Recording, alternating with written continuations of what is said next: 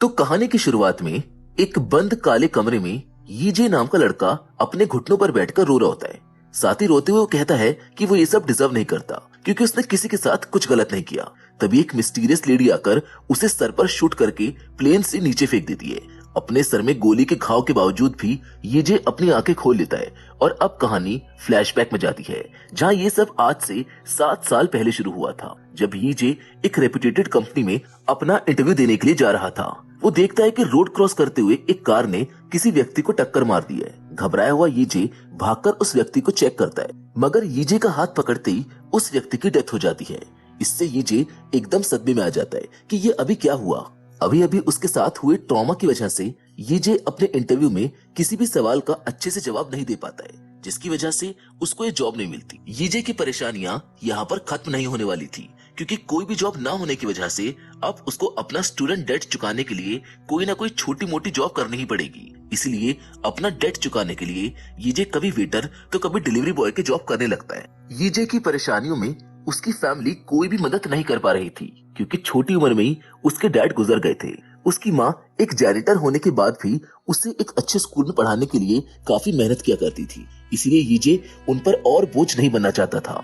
Meanwhile यीजे लगातार अच्छी कंपनियों में अपना रिज्यूम भेजता रहता है, ताकि कोई ना कोई तो उसको फुल टाइम जॉब पर लगा ही लेगा। मगर यहाँ भी उसके हाथों में नाकामयाबी ही लगती है। 7 साल तक लगातार ऐसे ही पार्ट टाइम जॉब करने के बाद फाइनली उसको एक बड़ी कंपनी में इंटरव्यू के लिए बुलाया जाता है। यीजे का इंटरव्यू लेने वाला टाइवो उसके रिज्यूम से काफी इम्प्रेस होता है। इंटरव्यू खत्म होने के बाद यीजे बड़ी उम्मीदों के साथ वहाँ से निकल जाता है, मगर जल्द ही उसको अपने एक दोस्त का कॉल आता है, जो उसको बताता है कि हमने जो पैसे अपने दोस्त की डील में इन्वेस्ट किए थे वो सब एक फ्रॉड था। वो हमारे सारे पैसे लेकर भाग निकला। ये सब सुन यीजे भागकर अपने दोस्त के फ्लैट पर पहुंचकर जोर जोर से गेट को खटखटाने लगता है, मगर जब कोई भी अंदर से दरवाजा नहीं खोलता है तो यीजे एक फायर एक्सटिंग्विशर की मदद से उसके दरवाजे पर मारने लगता है। वो तब तक ऐसा करता है जब तक उसकी हिम्मत पूरी तरह से टूट नहीं जाती। इसके कुछ ही समय बाद हम उसको एक पुलिस स्टेशन में देखते हैं, जहां वो पुलिस वालों से अपने दोस्त को अरेस्ट करने की रिक्वेस्ट करता है, मगर पुलिस वाले उसको बताते हैं कि किसी बिजनेस का डूब जाना किसी भी तरह से इलीगल नहीं है, इसीलिए हम उस व्यक्ति को चाहकर भी अरेस्ट नहीं कर सकते। अपनी परेशानियों से थक हार कर यीजे शाम को अपनी गर्लफ्रेंड से मिलने जाता है, पर यहाँ भी सरप्राइजिंगली वो अपनी गर्लफ्रेंड को किसी दूसरे व्यक्ति के साथ कार से उतरते हुए देखता है। साथ ही वो देखता है कि वो दूसरा व्यक्ति उसके लिए फ्लावर्स भी लेकर आया है, जिससे जीसू एक्सेप्ट कर लेती है। उस व्यक्ति के जाते यीजे अपनी गर्लफ्रेंड जीसू से मिलने चला जाता है, जहाँ उसको आ रही महक से जीसू को पता चल जाता है कि यीजे आज पीकर आया है। उसको इग्नोर करते हुए जीसू उसको ये कहते हुए एक एनवेलप देती है। वो बताती है कि इस महीने तुम्हारी कोई खास कमाई नहीं हुई है, मगर यीजे को लगता है कि जीसू कहीं ना कहीं उसका मजाक बनाने की कोशिश कर रही है। वो खुद को जीसू के ऊपर एक बोझ समझने लगा था। जल्दी यीजे समझ जाता है कि इस रिश्ते का कोई भविष्य नहीं है, इसीलिए वो जीसू से ब्रेकअप करके अपने अपार्टमेंट चला जाता है। अपार्टमेंट पहुंचते ही उसको पता चलता है कि काफी समय से किराया न देने की वजह से उसके लैंडलॉर्ड ने उसको घर से निकाल दिया है। यीजे की सभी चीजें बाहर बारिश में भीग रही होती हैं, इसलिए जितना हो सकता था यीजे उतनी चीजें बचाने की कोशिश करता है, मगर तेज बारिश होने की वजह से वो अपनी ज्यादा चीजों को नहीं बचा पाता। पूरी रात जमीन पर बिताने के बाद यीजे को कंपनी से मैसेज आता है कि वो इंटरव्यू में फेल हो गया है। एक के बाद एक मिल रही नाकामयाबियों से यीजे परेशान हो चुका था। उसको अपने जीवन में उम्मीद की कोई किरण दिखाई नहीं दे रही थी, इसीलिए अपनी माँ का कॉल इग्नोर करते हुए यीजे शहर के बीचों बीच एक ब्रिज से कूदकर अपनी जान दे देता है। कुछ समय बाद यीजे की आंखें एक प्राइवेट जेट में दोबारा खुलती है, जहाँ वो अपने रिफ्लेक्शन को देखकर परेशान उठता है, क्योंकि उसका चेहरा बदल चुका था। तभी वो अपने बगल में एक मिस्टीरियस लेडी को बैठा हुआ पाता है। उस लेडी के हाथ में उसके द्वारा आखिरी समय में लिखा हुआ गुड बाय लेटर होता है, जिसे वो पलक झपकाते ही अपने मैजिक से जलते हुए अपने चश्मे को उतारती है और यीजे को अपनी रेड आइज दिखाकर एक डरावने से रूम में ट्रांसपोर्ट कर देती है। इस रूम में लाल सागर के बीचों बीच एक बड़ा सा टावर बना हुआ था, जिस पर कई सारे डीमंस लगातार ऊपर चढ़ने की कोशिश कर रहे होते हैं। उस मिस्टीरियस लेडी ने उसके सामने खुलासा किया कि वो डेथ है और वो उसको सजा देने के लिए यहाँ पर आई है, क्योंकि यीजे ने सुसाइड करके डेथ को समय से पहले खोजकर उसका मजाक बना दिया था। वो लेडी उसकी गर्दन पकड़कर उसको एक पहाड़ के किनारे से नीचे फेंक देती है। उसके नीचे गिरते ही जो राक्षस अब तक टावर पर चढ़ने की कोशिश कर रहे थे वो उसको पकड़ने के लिए कूद जाते हैं, लेकिन जैसे यीजे नीचे जमीन से टकराता है एक बार फिर उसकी आंखें दूसरे चेहरे के साथ उसी प्लेन में खुल जाती हैं। डेथ भी वहीं उसी प्लेन पर मौजूद होती है और उसको बताती है कि वो सजा के तौर पर यीजे को 12 लाइफ और देगी। कहानी को आसान रखने के लिए हम यीजे की हर लाइफ में उसका नाम यीजे ही लेंगे। उसकी आत्मा हर बार उन 12 लोगों के शरीर में एंटर करेगी जो अभी आने वाले नियर फ्यूचर में मरने वाले हैं, और अगर वो किसी भी कारण से उस लाइफ में मारा गया तो डेथ यानी मेरे द्वारा दी गई 12 जिंदगियों में से घटती चली जाएगी। लेकिन अगर वो किसी भी तरह से किसी एक लाइफ को सरवाइव कर गया तो रिवॉर्ड के रूप में उसको वो लाइफ कंटिन्यू करने की परमिशन मिल जाएगी। यीजे को उस लेडी की किसी भी बात से कोई फर्क नहीं पड़ता, क्योंकि वो तो ये सब पूरी तरह से खत्म करना चाहता था। लेकिन इतना कहते ही वो लेडी वहाँ से गायब हो जाती है। तभी अचानक प्लेन एक तूफान में फंस जाता है। अचानक आए तूफान की वजह से यीजे घबराते हुए लाइफ जैकेट को पहनकर अपनी सीट बेल्ट लगा लेता है। लेकिन तभी फ्लाइट अटेंडेंट आकर उसको समझाते हुए बताती है कि सर, ये बस एक टर्बुलेंस है। थोड़ी देर बाद टर्बुलेंस शांत होने की वजह से प्लेन हवा में फिर से स्टेबल हो जाता है। फ्लाइट के स्टेबल होती अटेंडेंट वहाँ से चली जाती है, जिससे एक बार फिर यीजे अकेला हो जाता है। इतना सब होने की वजह से यीजे को अभी तक कुछ समझ नहीं आया था, इसीलिए यीजे अपने चारों तरफ देखना शुरू कर देता है। कुछ ही समय में उसको महसूस होता है कि वो जिसके शरीर में है वो एक बहुत ही अमीर व्यक्ति है।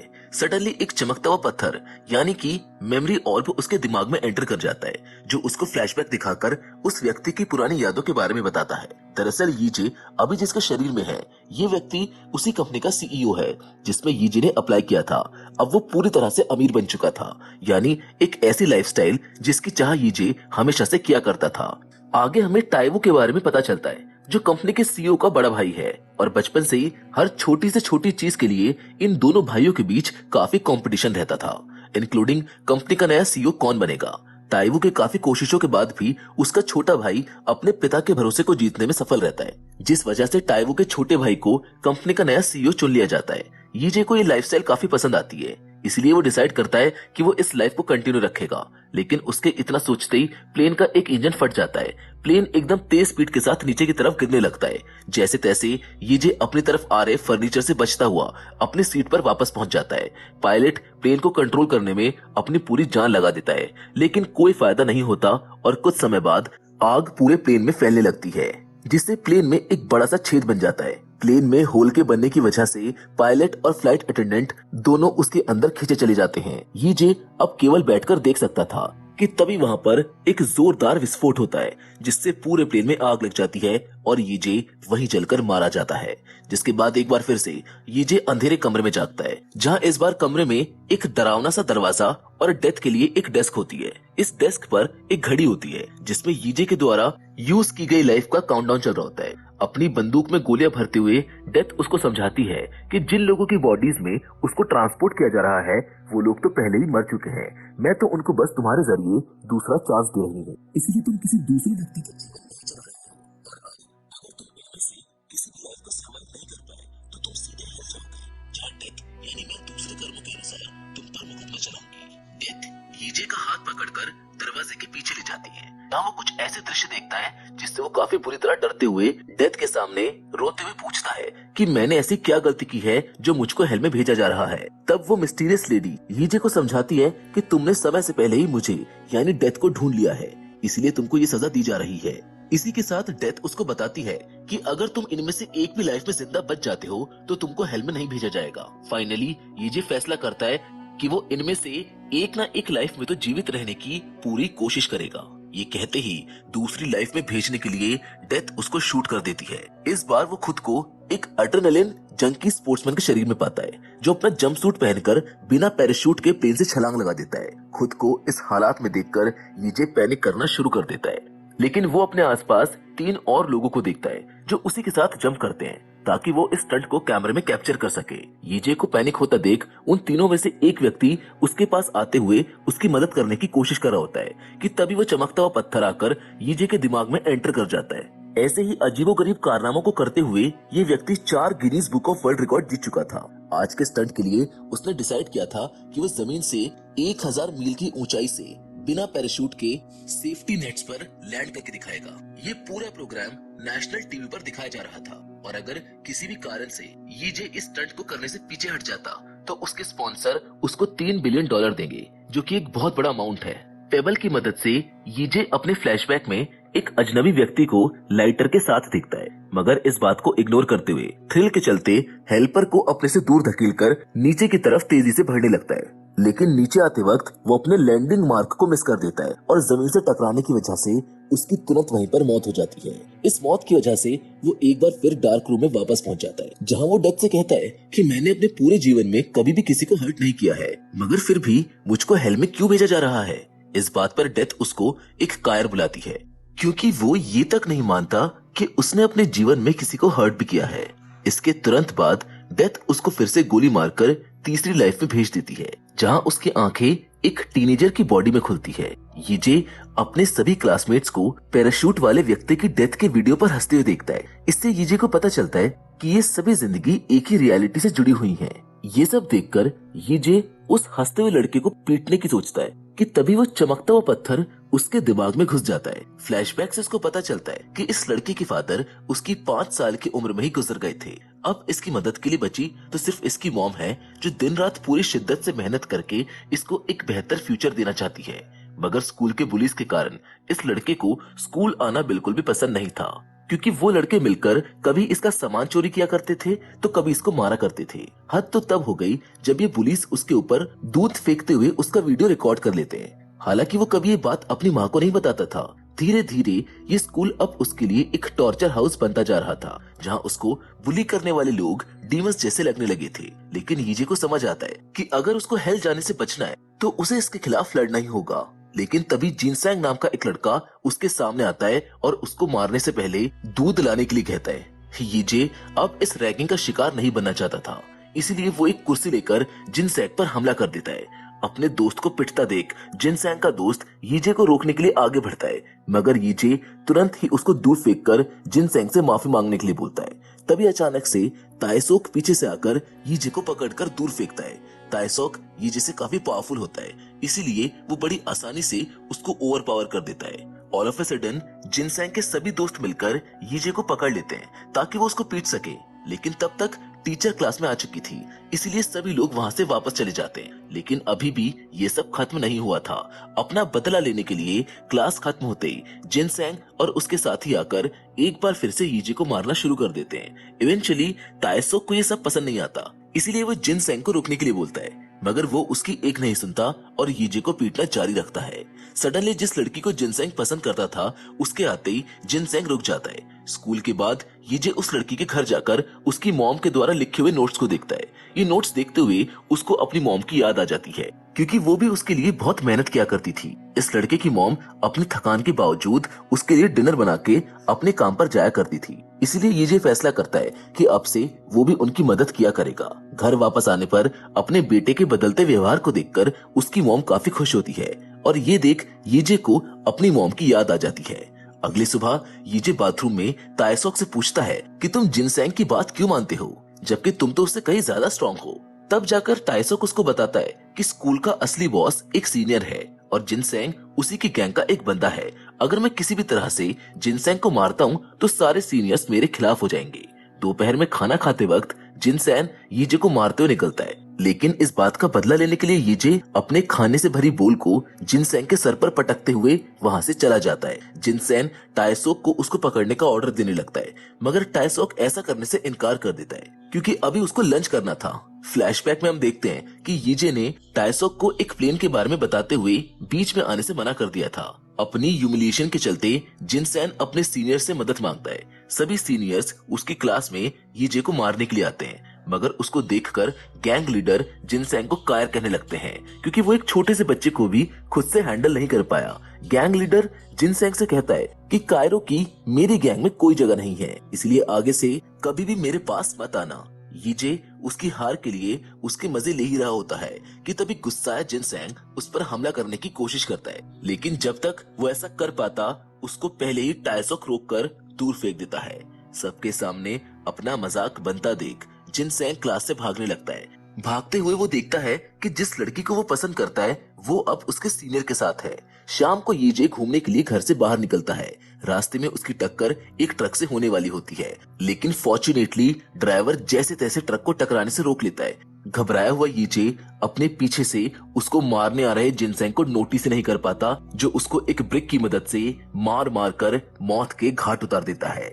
यीजे वापस उसी डार्क रूम में लौटकर डेथ पर चिल्लाने लगता है, जिससे गुस्सा होकर डेथ उसको एक दीवार में दी मारती है, जिसके बाद आगे बढ़ते हुए डेथ उसको एक बार फिर से गोली मार देती है, जिससे यीजे अपनी चौथी लाइफ में पहुंच जाता है, जहां कुछ लोग उसको हॉस्टेज बनाकर किसी लड़की और पैसे के बारे में सवाल जवाब कर रहे थे। लेकिन अभी तक वो चमकता हुआ पत्थर नहीं आया था, जिस वजह से उसको कुछ भी याद नहीं होता कि ये किस चीज के बारे में पूछ रहे हैं। लेकिन यीजे के जवाब ना देने पर वो लोग उसकी आंख फोड़ने की धमकी देने लगते हैं, जिससे डरकर यीजे बात करने को मान जाता है। लकीली चमकता हुआ पत्थर आकर यीजे को हिट करके फ्लैशबैक में उसको स्टोरी समझा देता है, जिसके अनुसार ये बॉडी क्रिमिनल ऑर्गेनाइजेशन के एक मेंबर की है, जिसको अपने बॉस की गर्लफ्रेंड से प्यार हो गया था। एक दिन बॉस की गर्लफ्रेंड उसे इस क्राइम की दुनिया को छोड़ने की बात करती है, जिस पर ये व्यक्ति उसके साथ भागने के लिए रेडी हो जाता है। बॉस की गर्लफ्रेंड के साथ भागते वक्त ये व्यक्ति बॉस के $10 बिलियन चुराकर एक सुरक्षित जगह पर छुपा देता है। भागते वक्त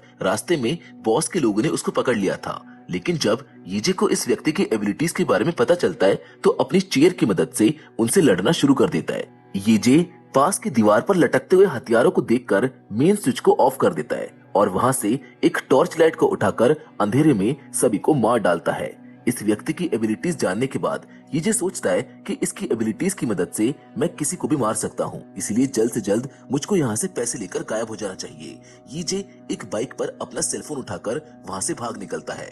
भागते हुए उसको महसूस होता है कि ये पूरी घटना एक ट्रक में हो रही थी। जल्द ये बात बॉस को पता चलती है कि उसके लोग इस व्यक्ति को रोकने में असफल हो गए हैं, इसलिए वो तुरंत उसके सेलफोन की लोकेशन को ट्रैक करवाकर सभी हंटर्स को उसके पीछे भेज देता है, ताकि वो जल्द से जल्द पकड़ा जाए। जल्द ही शहर के बीचों बीच एक घमासान चेस शुरू हो जाती है। हंटर्स यीजे पर ओपन फायरिंग करने लगते हैं, मगर जैसे तैसे वो खुद को बचाता है। यीजे एक ट्रक के पीछे छुप जाता है। जैसे यीजे एक एजेंट की कार को क्रैश करता है, वैसे ही बाइक पर सवार हंटर्स उस पर फायरिंग चालू कर देते हैं, जिस वजह से एक गोली जाकर दूसरे एजेंट की कार में लगती है, जिस वजह से रोड पर कई सारे क्रैश हो जाते हैं। इसी दौरान जिस ट्रक में यीजे को कैद किया था वो भी उसके सामने आकर उसका रास्ता ब्लॉक करने की कोशिश करता है, लेकिन तब तक एक कार आकर उससे टकरा जाती है, जिस वजह से वहां पर एक जोरदार एक्सप्लोजन हो जाता है और यीजे सिंपली वहां से बच निकलता है। लेकिन ये चेस अभी खत्म नहीं हुई थी, क्योंकि कुछ बाइक सवार हंटर्स और एक पुलिस कार दोबारा उसका पीछा करना स्टार्ट कर देती है। यहाँ से भागते वक्त यीजे कई सारी कार्स को क्रैश करते हुए हंटर्स और पुलिस वालों के लिए रास्ता ब्लॉक कर देता है। खुद को बचाने के लिए यीजे एक मॉल में घुस जाता है, लेकिन अभी भी कुछ दुश्मन उसका पीछा कर रहे थे और अंत में वो एक मॉल में जाकर बीचों बीच सभी दुश्मनों के द्वारा घेर लिया जाता है। चारों तरफ से घिरे होने के बावजूद भी वो एक एलिवेटर को नोटिस करके उसमें चला जाता है। जब तक कोई दूसरा उसमें आता, यीजे तुरंत उस एलिवेटर का दरवाजा बंद कर लेता है। जल्द ही यीजे छत पर जा पहुंचता है, लेकिन अब वो वापस नीचे नहीं जा सकता था, इसीलिए वो छत से नीचे कूदने का फैसला करता है और ऐसा करते ही वो एक पार्टी पूल में जा कूदता है, जहां उसका फोन स्विच ऑफ होते ही उसके दुश्मन उसको अब और ट्रैक नहीं कर सकते थे। यीजे जल्द ही उस लड़की के पास पहुंचता है जिससे वो प्यार करता था। लड़की भागकर आके उससे गले लग जाती है, जहां उसको महसूस होता है कि ये दोनों एक दूसरे से कितना प्यार करते हैं। यीजे उसे पैसों के बारे में बताते हुए उसके साथ चलने लगता है, मगर तभी वो लड़की अपनी गन निकालकर उसको शूट कर देती है। यीजे लौटकर उसी डार्क रूम में वापस आ जाता है, जहां डेथ नाम की लेडी उस पर हंस रही होती है, मगर इस बात से यीजे ज्यादा परेशान नहीं होता, क्योंकि उसने चालाकी दिखाते हुए उस लेडी को पैसों का सही पता नहीं बताया था, ताकि वो अपने नेक्स्ट लाइफ में जाकर उन पैसों को हासिल कर सके। डेथ उसको फिर से शूट करके उसकी 5th लाइफ में भेज देती है, जहां वो खुद को एक छोटी सी जेल में पाता है। थोड़ी देर में गार्ड्स आकर उसको उसके रियल सेल में ले जाते हैं, जहां जाने के दौरान बाकी के प्रिजनर उसको डराने धमकाने की कोशिश करते हैं। अपने सेल में पहुंचकर उसको पता चलता है कि यहाँ उसके सेलमेट्स में से एक कैदी साइकोपैथ है और यीजे खुद भी यहाँ से 4 दिनों में रिहा होने वाला है। यीजे अपनी सेल में साइकोपैथ किलर द्वारा बनाई गई आर्ट को देखकर काफी डर जाता है। जल्द ही उस साइकोपैथ को सेल में वापस लाया जाता है और उसको देखकर यीजे पूरी तरह से शॉक्ड रह जाता है, क्योंकि ये कोई और नहीं बल्कि जिनसैंग है। जिनसैंग को अपने सामने देखते ही यीजे अपनी पिछली मौत का बदला लेने के लिए उसको मारने लगता है। जल्द ही चमकता हुआ पत्थर आकर यीजे को उसकी मेमोरीज के बारे में बता देता है, जिससे उसको पता चलता है कि ये बॉडी एक MMA फाइटर की है और पैसों की इमरजेंसी के कारण वो एक गैंग की डील को एक्सेप्ट कर लेता है, जिसके अनुसार इसे किसी और की गलती का इल्जाम अपने सर लेना होगा और ट्रायल कंप्लीट होने के बाद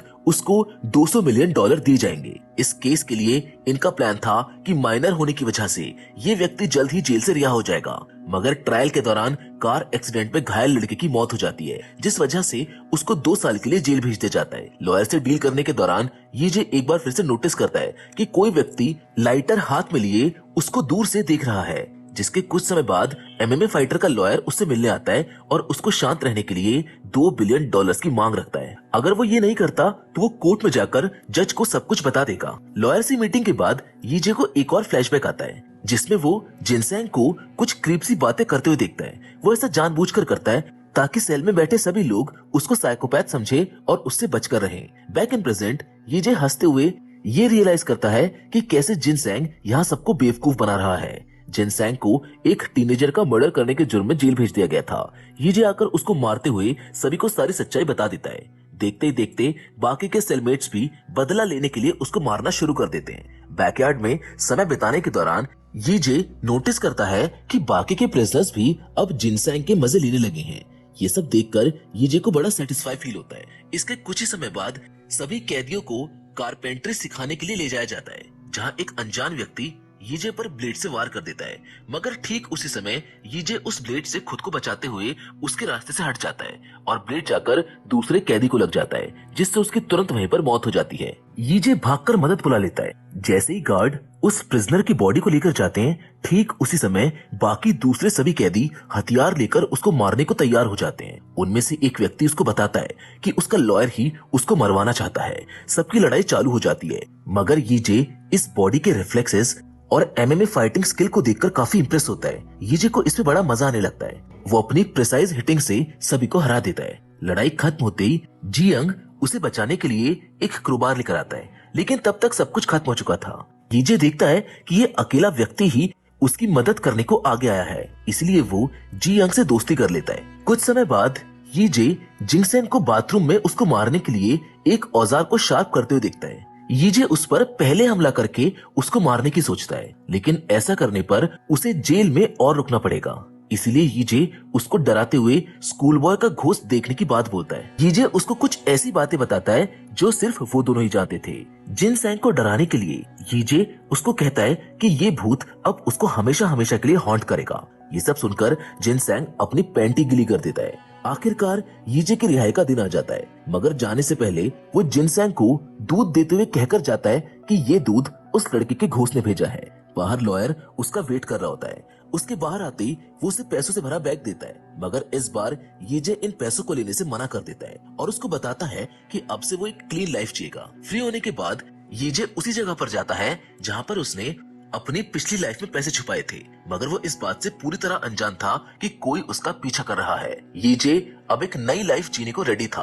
वो जल्द ही एक नया रूम रेंट पर लेकर उसमें आराम करने चला जाता है। वो देखता है कि उसकी माँ उसका चेहरा टच करते हुए उसको देख रही है। ये देखकर वो उठ जाता है। नींद से उठकर वो समझ पाता है कि ये तो बस एक सपना था। ठीक उसी समय उस व्यक्ति की माँ का फोन आता है। यीजे रोते हुए उनसे मिलने को हाँ बोल देता है और अब यीजे एक स्टेशन पर जाकर सभी पैसों को 2 बैग्स में डिस्ट्रीब्यूट कर देता है, जिसमें से यीजे एक बैग को लेकर एक सेफ लॉकर में रख देता है। लेकिन अगर वो 4 दिनों में वापस नहीं आया तो ये लॉकर अथॉरिटी के द्वारा सीज कर लिया जाएगा। अब जैसे ही यीजे अपने होम टाउन में वापस आता है, वैसे ही एक बूढ़ा व्यक्ति उसको आकर पेट में स्टैब कर देता है। ये बूढ़ा व्यक्ति अपने बेटे की मौत का बदला लेने आया था, जो हिट एंड रन केस में मारा गया था। लेकिन यीजे उनसे माफी मांगते हुए बताता है कि ऐसा करने वाला वो नहीं था।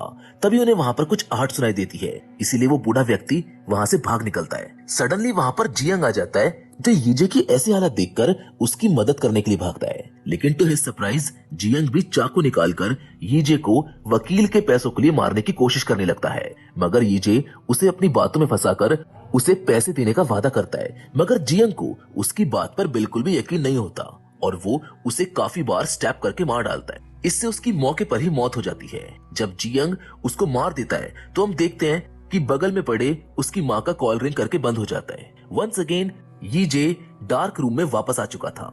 अब इससे पहले वो डेथ से कुछ भी बातें कर पाता कि तभी वो गोली मारकर उसको सिक्स्थ लाइफ में भेज देती है। अगेन टू सरप्राइज वो एक बेबी के शरीर में होता है जो बीच रेस्टोरेंट में रोना शुरू कर देता है। उसकी माँ उठकर सबसे माफी मांगते हुए उसको वहाँ से लेकर अपनी कार में आ जाती है। यहाँ वो अपना असली चेहरा दिखाते हुए बच्चे पर बुरी तरह से चिल्लाने लगती है और इस बार ये एक न्यूबॉर्न है इसलिए कोई पत्थर भी नहीं आता। माँ अपने बच्चे को घर लाकर उसको सोफे पर फेंक देती है। थोड़े समय बाद उस बच्चे के फादर आते हैं और बड़े प्यार से उसको अपने हाथों में ले लेते हैं। यीजे को लगता है कि शायद ये आदमी तो अच्छा होगा, लेकिन अनफॉर्चुनेटली ऐसा नहीं होता क्योंकि उसका फादर भी उसको एक्सपायर्ड फूड खिलाने की कोशिश करने लगता है। मगर बच्चे के ना खाने पर उसके फादर चिल्ला चिल्ला कर उसको बुरा भला कहने लगते हैं। कुछ ही समय बाद दरवाजे पर दो लोग दस्तक देते हैं। दरवाजा खोलने पर एक सोशल वर्कर अपने साथ पुलिस वालों को लेकर आई होती है। उन्हें शक था कि यहाँ बच्चे के साथ किसी तरह से अब्यूज किया जा रहा है। पुलिस वाले चेक करने के लिए आगे बढ़ते हैं, लेकिन बच्चे के फादर उसे अपना बिजनेस कार्ड दिखाते हुए कहते हैं कि हम भी चाइल्ड वेलफेयर सोशल वर्कर हैं, आप हम पर ऐसे इल्जाम नहीं लगा सकते। दोनों लोग पेरेंट्स से माफी मांगते हुए वहाँ से चले जाते हैं। इन सभी बातों से गुस्साई माँ बच्चे को नीचे पटक कर तकिए से दबाकर मार डालती है। डेथ यीजे को समझाती है कि तुम्हें लाइफ को फॉर ग्रांटेड नहीं लेना चाहिए था, क्योंकि ये लाइफ कभी कभी बच्चों को भी नहीं मिल पाती। डेथ यीजे को अगली लाइफ में भेजने के लिए शूट कर देती है। इस बार उसकी आंखें एक रेलवे स्टेशन के बाहर खुलती है, जहां अपने सेलफोन को देखकर उसको बैग के बारे में याद आता है। यीजे जल्दी से भागते हुए कुछ लोगों से टकराकर अपने लॉकर तक पहुंच जाता है। अपने पैसों को वापस पाकर यीजे अपने रिफ्लेक्शन को नोटिस करते हुए देखता है कि ये तो वही चेहरा है जिसके एडवर्टीजमेंट रेलवे स्टेशन के चारों तरफ लगे हुए हैं। वंस अगेन पत्थर आकर उससे टकरा जाता है, जिससे उसको पता चलता है कि ये बॉडी एक मॉडल की है जो अपने स्कूल टाइम से ही फेमस हुआ करता था।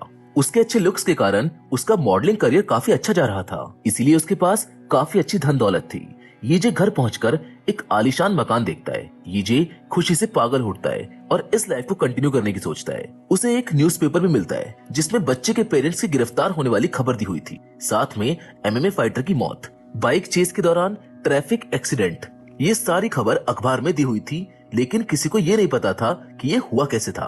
तभी उसको एक कॉल आता है जहां उसका दोस्त उसे एक वीआईपी पार्टी में बुला लेता है। लाइट वेट बॉडी होने के बावजूद भी यीजे पार्टी में जाकर थोड़ी ज्यादा ड्रिंक कर लेता है। पार्टी के दौरान ताइवो उससे मिलने आता है, जो कि अपने भाई की मौत के बाद उस कंपनी का नया सीईओ बन चुका था। अगली सुबह हैंगओवर की वजह से यीजे समय से उठ नहीं पाता, इसलिए इस व्यक्ति का छोटा भाई उसको उठाने आता है। छोटा भाई उसको बताता है कि भाई मैं एक हफ्ते के लिए यूएस जा रहा हूँ, तो प्लीज आप मेरे कैफे का ख्याल रखिएगा। मॉडल उसको प्रॉमिस कर देता है और अगली सुबह से उसके कैफे पर काम करने चला जाता है। तभी अचानक उसको एक बहुत बड़ा झटका लगता है जब वो जीसू को अपने भाई के कैफे में आता देखता है। उसको हर वो पल याद आ जाता है जिसमें वो दोनों साथ में थे और कैसे हवा की वजह से जीसू के सारे पेपर उड़ जाने पर यीजे उन्हें खोजने में उसकी मदद करता है। यीजे काफी नर्वस होने लगता है। इवन जीसू को उसका ऑर्डर देते वक्त उसके हाथ कांपने लगते हैं। मॉडल का भाई उसको बताता है कि ये रोज यहाँ आकर अपना काम करती है और कैफे बंद होने के बाद ही यहाँ से जाती है। साथ ही ये एक पब्लिशर भी है।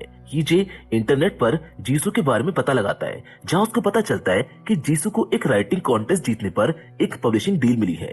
इससे यीजे को पता चलता है कि जीसू को उसका प्राइज मिलने पर उसने इन सब के लिए अपने बॉयफ्रेंड यानी उसका ही शुक्रिया अदा किया था। और उस दिन जो एनवेलप वो यीजे को दे रही थी उसमें कोई पैसे नहीं बल्कि पब्लिशिंग डील का लेटर था। अपने आप को गिल्टी फील करते हुए यीजे भागते हुए पास की एक बुक शॉप पर जाकर जीसू द्वारा लिखी हुई बुक को खरीद लेता है, क्योंकि जीसू हमेशा कहा करती थी कि वो अपनी बुक्स में अपना ही एक्सपीरियंस शेयर करेगी। यीजे एक एक करके सारी स्टोरीज को पढ़ते हुए महसूस करता है कि उनमें से ज्यादातर स्टोरीज उनके ही थी, जैसे कि उसका जेलस फील होना जब जीसू और उसका कोवर्कर एक दूसरे को आई लव यू बोलते हैं। साथ ही में उसी शॉप में यीजे वो पेन भी देख लेता है जिसको देने का प्रॉमिस उसने जीसू को किया था। सीक्रेटली यीजे उस पेन को खरीदकर पेन पर जीसू का नाम लिखवा दिया था, लेकिन बारिश में सामान को शिफ्ट करते वक्त वो पेन कहीं पर गुम गया था। कुछ देर बाद कैफे पर वही इंसान आता है जिसने जीसू को कार से उतरते फ्लावर्स दिए थे।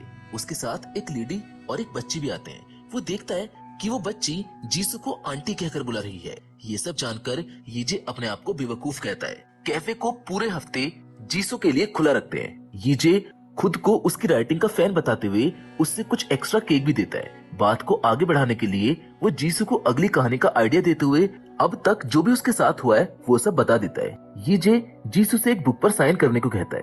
तभी वो जीसू के हाथ में वही पेन जिस पर उसने उसका नाम लिखवाया था देखकर शॉक रह जाता है। बातों ही बातों में उसे पता चलता है कि उसके मरने के बाद ये पेन उसकी माँ को मिल गया था, जिसे ले जाकर उन्होंने जीसू को दे दिया था। अगले कुछ दिन ऐसे ही चलता है। धीरे धीरे दोनों में बातें बढ़ने लगती हैं। अगली शाम को जीसू उससे पूछती है कि अभी तक तुम्हारी कहानी का हीरो अपनी माँ से मिलने क्यों नहीं गया। वो बताता है कि ये दोनों के लिए काफी दुख भरा रहेगा। जल्द ही जीसू अपने घर के लिए निकल जाती है। तभी ये वहाँ पर पुलिस के कुछ कार्स को उसी तरफ आते हुए नोटिस करता है। उसको पता चलता है कि उसके कैफे का एक रेगुलर कस्टमर एक्सीडेंट में मारा गया है। अज्यूमिंग द वर्स्ट, वो भागा भागा एक्सीडेंट वाली जगह पर पहुंच जाता है। पूरे स्ट्रीट में खून ही खून था। ये बस टूटने ही वाला था कि तभी वो अपने सामने जीसू को देखकर शांत हो जाता है। जीसू ये के पास आकर उसे इतना ध्यान रखने के लिए शुक्रिया बोलती है और बताती है कि उसको भी ऐसा ही लगा था जब उसने अपने बॉयफ्रेंड की डेथ के बारे में सुना था। अगले दिन जीसू ये यानी मॉडल के घर पहुंच जाती है और उसके सामने रोते हुए कहती है कि वो अभी भी उसको याद करती है। ये बात कहीं ना कहीं उसको हिट कर जाती है। उसके जाने के बाद ये अपने मेमोरियल पर जाता है जहां अचानक से उसको उसकी मां मिल जाती है। वो ऐसे प्रिटेंड करता है कि मानो किसी गलत जगह पर आ गया हो और जल्द ही वहां से निकल जाता है क्योंकि उसमें अपनी मां से बात करने की हिम्मत नहीं थी। ये दूर से अपनी मां को मेमोरियल को साफ करते हुए रेस्टरूम में अपने बेटे की याद में रोते हुए देखता है। ये सब कुछ ये के लिए बहुत मुश्किल था, इसीलिए वो वहां से निकल आता है और बाहर आकर रोने लगता है। बाद में ये एक दोस्त बनकर अपनी माँ को लेटर के साथ पैसों से भरा बैग अपने पुराने घर पर देने चला जाता है। लेटर में वो लिखता है कि ये ने अपने लिए कुछ पैसे मेरे पास छोड़े थे, मैं उनको वापस करना चाहता हूँ। पैसों से भरा बैग लेकर ये अपने पुराने फोटोज को देखकर वहां से बाहर निकलता है। रास्ते से गुजरते एक फोटो उसके सर पर गिर जाती है, जिससे उसका हृदय मौत हो जाता है। लेकिन इस बार ये सिर्फ एक सपना था।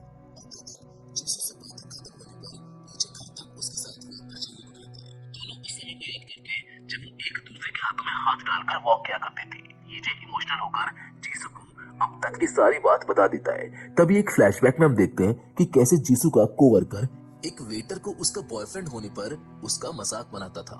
हाउएवर जीसू बड़े प्राउडली अपने बॉयफ्रेंड को सबसे इंट्रोड्यूस करवाती है ताकि कोई उनके रिलेशनशिप का मजाक ना बना सके।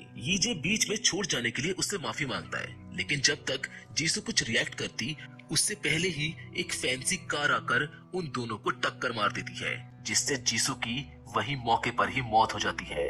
लेकिन जैसे तैसे ये इस एक्सीडेंट में बच जाता है और यहाँ वो पहली बार कार ड्राइवर का चेहरा देखता है। ये कोई और नहीं बल्कि ताइवू ही है। साथ ही में वो नोटिस करता है कि ये वही लाइटर वाला व्यक्ति है जो उसकी हर लाइफ में कनेक्टेड है। लॉयर भी उसी कार में था, मगर वो बॉडीज को देखकर वहीं से बाहर निकलता है।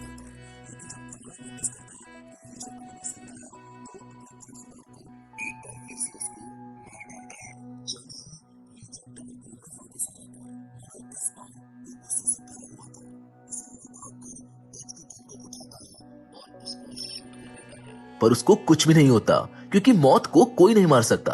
तभी डेथ जीसू का रूप ले लेती है। उसको देखकर ये रोने लगता है, लेकिन उसको पता था कि वो डेथ है, इसीलिए वो डेथ से उसको अपने असली रूप में आने के लिए कहता है। डेथ कहती है कि तुम्हारा किसी को मारना मेरे रूल के खिलाफ है, मेरे इस गेम में तुम किसी को नहीं मार सकते हो। जिसके बाद डेथ अपनी गोली को इशारा करती है जो यीजी को मार देती है। इस बार जब यीजी की आंख खुलती है तो उसके हाथ में खून लगा था। वो उस जगह को देखता है जहाँ पर बहुत सारी पेंटिंग्स लगी हुई थी। वहाँ पर बहुत सारा ब्लड भी होता है। तभी ब्लड की एक बकेट से मेमोरी ऑर्ब निकलता है और यीजी के दिमाग में घुस जाता है, जिससे उसको पता चलता है कि इस वक्त वो जिसके शरीर में है उसका नाम जियोंग है, जो कि एक पेंटर था। लेकिन जब उसने एक आदमी के एक्सीडेंट के बाद उसके खून से पेंटिंग बनाई तो उसकी वो पेंटिंग बहुत ही महंगे दामों में बिकी, जिसके बाद से उसने लोगों को मारना शुरू कर दिया जो उनको तड़पाता था और उनको मारकर उनके खून से पेंटिंग बनाता था। जियोंग ने 15 से ज्यादा लोगों को तड़पाकर मार दिया था और उसने उनके खून से पेंटिंग बनाकर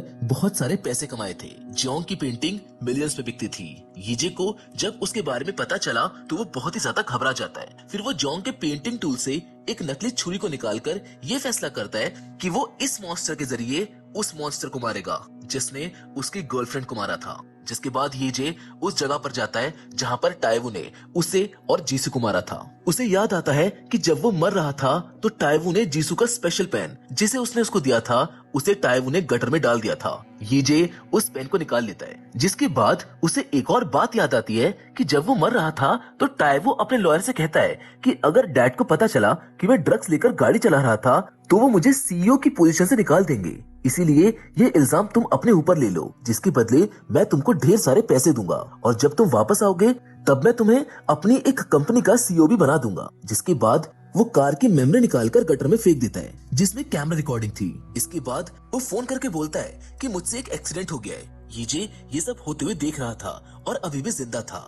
लेकिन टाइवू उसका मुंह दबाकर उसको मार डालता है। अब आते हैं प्रेजेंट टाइम में। यीजे टाइवू से मिलने के लिए टाइकैंग कंपनी पहुंच जाता है, लेकिन उसे उससे मिलने का मौका नहीं दिया जाता। फिर जब वो टाइकैंग कंपनी से बाहर जाने लगता है तो उसकी नाक से खून आने लगता है और जब वो अस्पताल जाता है तो उसको पता चलता है कि जियोंग को कैंसर है और उसके पास बस 1 महीने का ही वक्त बचा है। ये हंसने लगता है। डॉक्टर उससे पूछते हैं कि तुम हंस क्यों रहे हो, जिस पर वो कहता है कि 1 महीना मेरे लिए बहुत है।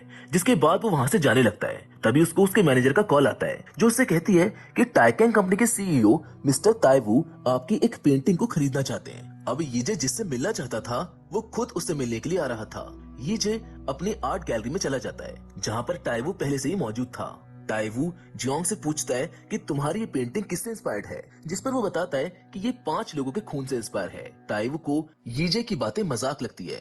तभी वो कहता है कि हम दोनों बिल्कुल एक जैसे हैं, जो दूसरों की जान लेना पसंद करते हैं। टाइवू उसकी बातों को सुनकर शॉक्ड रह जाता है, लेकिन तभी वो कहता है कि मैं मजाक कर रहा था। और अब वहाँ पर टाइवू का लॉयर उसको बुलाने के लिए आता है, जिसके बाद टाइवू यीजे से कहता है कि ये पेंटिंग मेरे घर भिजवा देना। फिर वो वहाँ से चला जाता है, जिसके बाद टाइवू अपने बड़े भाई की आत्मा की शांति के लिए अपने परिवार के साथ चर्च में जाता है, जहाँ टाइकैंग कंपनी के चेयरमैन यानी कि उसके डैड भी थे। तभी टाइवू को याद आता है कि जब वो छोटा था तब उसने अपने घर में काम करने वाली एक औरत के बच्चे को मारने की कोशिश की थी, क्योंकि वो बहुत रोता था। ये बात उसके बड़े भाई ने अपने डैड को बता दी थी, जिस वजह से उसके डैड ने उसके बजाय उसके बड़े भाई को कंपनी का सीईओ बना दिया था।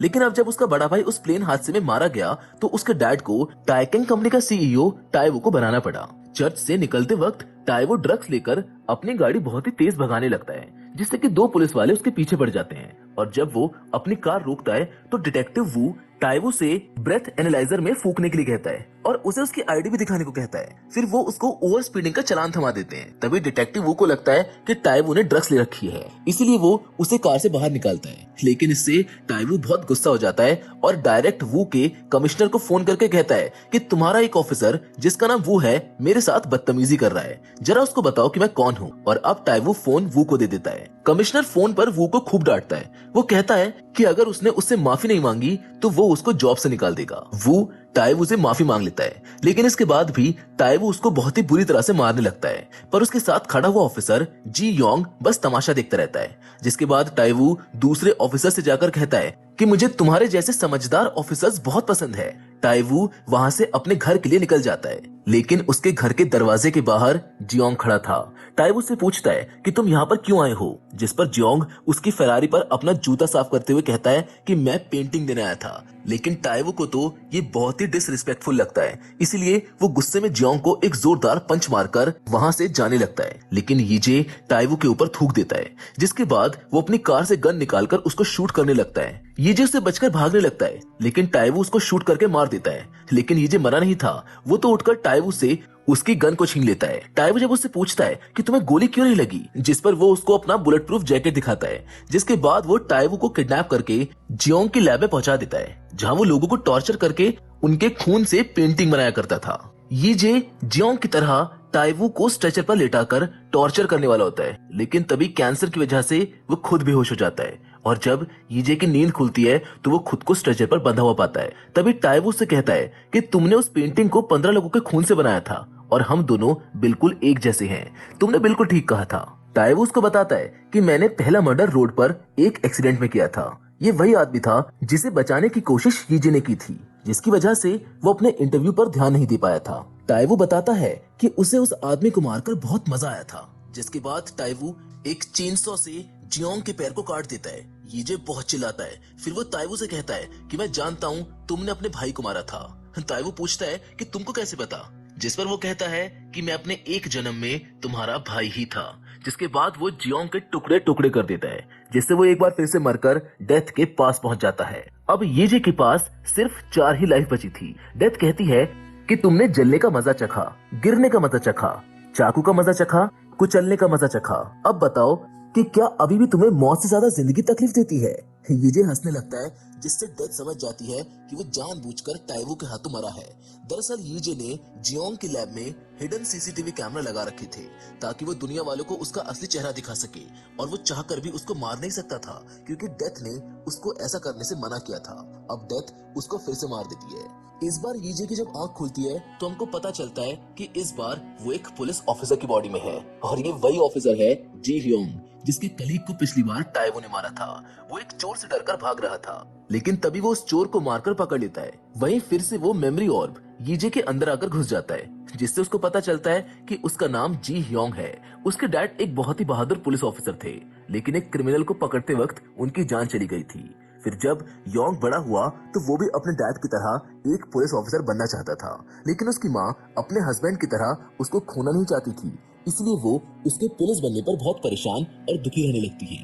अपनी मॉम को इस हाल में देखकर जियोंग फैसला करता है कि वो किसी भी तरह के खतरनाक काम में नहीं पड़ेगा, जिसके बाद सभी लोग उसको डरपोक समझने लगते हैं। फिर एक दिन उसकी माँ मर जाती है, लेकिन फिर भी उसके अंदर का डर खत्म नहीं होता, और अब येजे की नजर किम पर पड़ती है, जो उसके साथ जेल में था, और पिछले एक जन्म में उसने उस आदमी के कहने पर उसको मार दिया था, जिसके बदले वो जेल गया था। येजे उसको बड़े स्टाइलिश तरीके से पकड़ लेता है, और वहाँ खड़े लोग उसका वीडियो बनाकर इंटरनेट पर डाल देते हैं। जियोंग के सीनियर और बाकी के ऑफिसर्स जब उसका ये वीडियो देखते हैं तो उनको अपनी आंखों पर यकीन नहीं होता कि वो जियोंग ही है। इधर जियोंग वू को लेकर जियोंग के घर पहुंचता है, जहां जाकर वो सीसीटीवी फुटेज को पेन ड्राइव में ट्रांसफर करके डिलीट कर देता है। वो वहां का खूनी माहौल देखकर अपने सीनियर ऑफिसर और बाकी की फोरेंसिक टीम को वहां बुला लेता है। फोरेंसिक टीम वहां आकर एविडेंस कलेक्ट करना शुरू करती है। उन्होंने एक बहुत बड़े किलर का पता लगा लिया था। जियोंग के सीनियर को यकीन नहीं होता कि वो जियोंग है या कोई और। उनको लगता है कि उसके अंदर भूत घुस गया है, लेकिन फिर वो उसको गले लगाकर अप्रिशिएट करते हैं। तभी जियोंग के घर के बाहर से टाइवो गुजरने लगता है। येजे उसकी गाड़ी रुकवाता है। टाइवो उसको पहचान जाता है कि ये वही ऑफिसर है जिसके कलीग को उसने मारा था। जियोंग कहता है कि आपने सुना ही होगा कि क्राइम करने वाला क्राइम सीन पर लौटकर जरूर आता है। टाइवो कहता है कि मैं कुछ समझा नहीं। येजे कहता है कि कुछ नहीं, आप किसी और रास्ते से चले जाइए क्योंकि यहाँ पर मर्डर हुआ है। जिसके बाद टाइवो वहाँ से चला जाता है, लेकिन इतने बड़े किलर को पकड़ने के बाद जियोंग के नाम की खूब चर्चा होने लगती है, और अब टाइवो को लगने लगता है कि जियोंग उसके बारे में कुछ जानता है। नेक्स्ट डे येजे टाइवो के हाथों जियोंग का मर्डर करवाने वाला सीसीटीवी वीडियो एक न्यूज एंकर को दे देता है और उसे उसके न्यूज पर चलाने के लिए कहता है। उसने अपनी टीम को ये फुटेज इसलिए नहीं दिया था क्योंकि उसकी टीम टाइवो के इशारों पर नाचती थी। फिर जब येजे पुलिस स्टेशन आता है तो वो अपने मॉम को पुलिस स्टेशन में आता हुआ देखता है। वही उसको पता चलता है कि उसकी मॉम को एक पैसों से भरा हुआ बैग मिला था, जिसको उसने पुलिस वालों को सौंप दिया, और इस वजह से उसको बार बार उस बैग से जुड़ी इन्वेस्टिगेशन के लिए बुलाया जाता है। वो अपनी माँ के लिए खाना लेकर जाता है और उसे उनके दरवाजे के बाहर छोड़ देता है, लेकिन जब वो वहाँ से निकल रहा होता है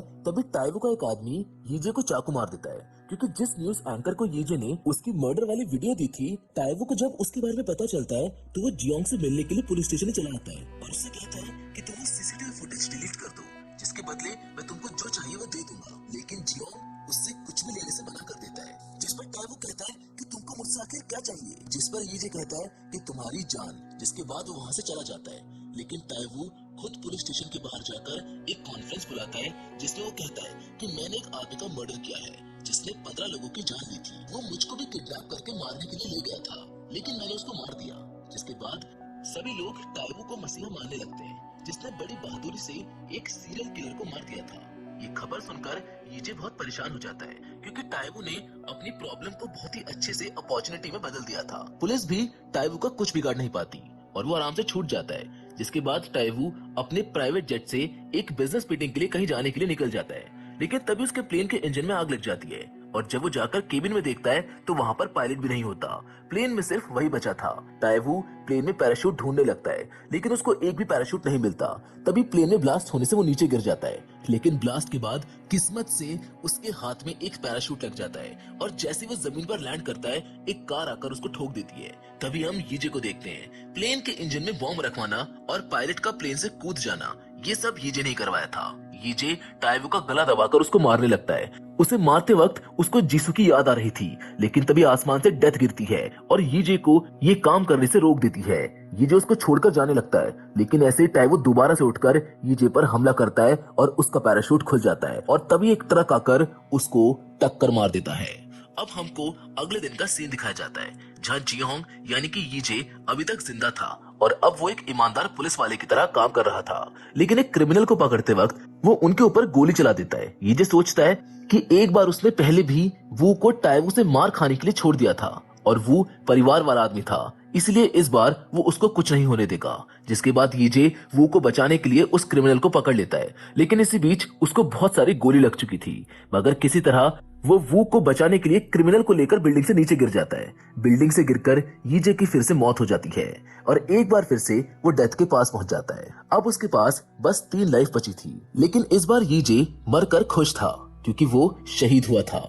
डेथ फिर से गोली मारती है। इस बार वो एक भिखारी के अंदर जिंदा होता है। तभी वो टीवी पर जियोंग के शहीद होने की खबर को देखकर बहुत खुश होता है। लोगों को उसके मरने से बहुत दुख था, लेकिन तभी हम टाइवो को देखते हैं जो उस एक्सीडेंट के बाद जिंदा बच गया था, लेकिन उसने अपनी दोनों टांग खो दी थी।